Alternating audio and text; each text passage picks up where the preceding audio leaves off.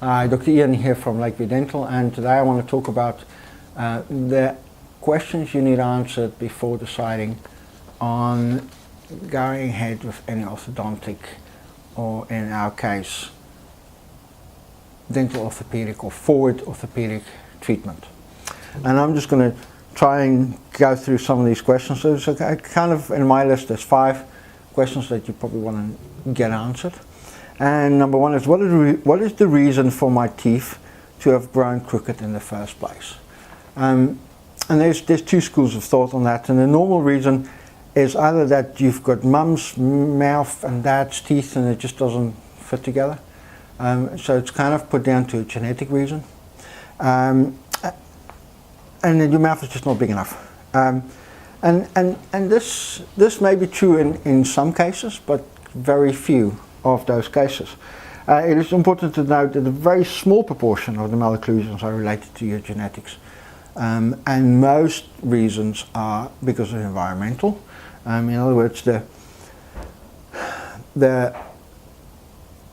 things we do and the way we live has an impact on how our genes express themselves.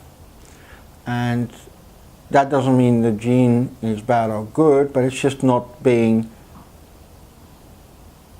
just doesn't come to fruition. It just doesn't go to its potential because the environment has an effect on it. The significance of this is that if you don't get to your genetic potential, then that will have an impact on the way we function and the way we're shaped, and on health problems as well. So the other effect it has, if we don't address the problem in the first place, why the crooked teeth has happened in the first place, and we don't eliminate that problem, then it's bound to reoccur. And as a matter of fact, most orthodontic cases relapse to a large extent, mostly because the genetic model is being used, not the functional model. By that I mean that if you function properly, your teeth will be in equilibrium and balance, and it should be stable. Okay, so the other question is, what part does the patient play in the treatment? And the standard answer is that you just need to visit the practice, and this is true. But we also need to understand that if we're going to deal with a functional problem, then the dentist can only deal with the result of that functional problem. But like anything worthwhile pursuing, there needs to be some exercise to change that functional problem to get a stable result. So from our point of view, that fortune favors the brave is well and truly related to proper orthodontic treatment, and we need to do a little bit of work to change those habits that's caused the malocclusion or this crooked teeth in the first place. And that will create a more stable outcome. What long-term effects would the treatment have on my health?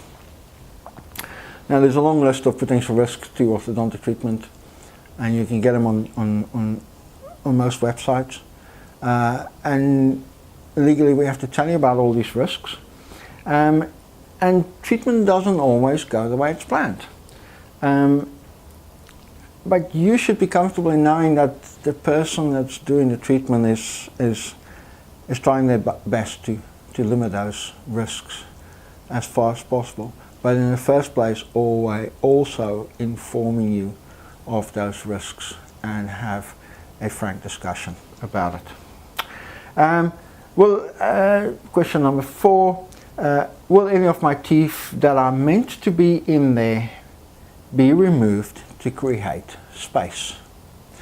Now, I would probably argue the mention of creating space by taking teeth out, because the reducing the need of space is not the creation of space. So from a genetic point of view, if we accept that teeth are just too big for the mouth, then it kind of makes sense to take it out. If you believe in a genetic point of view that genetics cause malocclusion. If you believe in the functional point of view that function or lack of function creates malocclusion or crooked teeth, then you also believe that every tooth has a function in the mouth, a very important function in the mouth. And if we can keep those teeth and actually have them all in the mouth, then that may have a much bigger effect on the general health and balance of that mouth. So from our point of view is that it's not just about the teeth, but also every other structure in and around the mouth that needs to sit within that same space that the teeth want to occupy. And if you believe that the teeth should be there, then the structure should be in there as well. And that includes the tongue, all the muscles around the mouth, and all the teeth, including wisdom teeth. With that, there's an effect on things like airway, head posture, nasal breathing. And if we just take these out, there's a deleterious effect on the facial structure that could have a long-term effect in the future. So that's question number 4. And then that leads us kind of nicely into question number 5, and that is, what is the effect of the treatment on my airway? And in some cases, there will be no effect. In some cases, it will make it worse. And that's definitely where we don't want to go. And that's mostly in retraction cases, in cases where the teeth are pushed back. As a functional dentist, we try and not do that.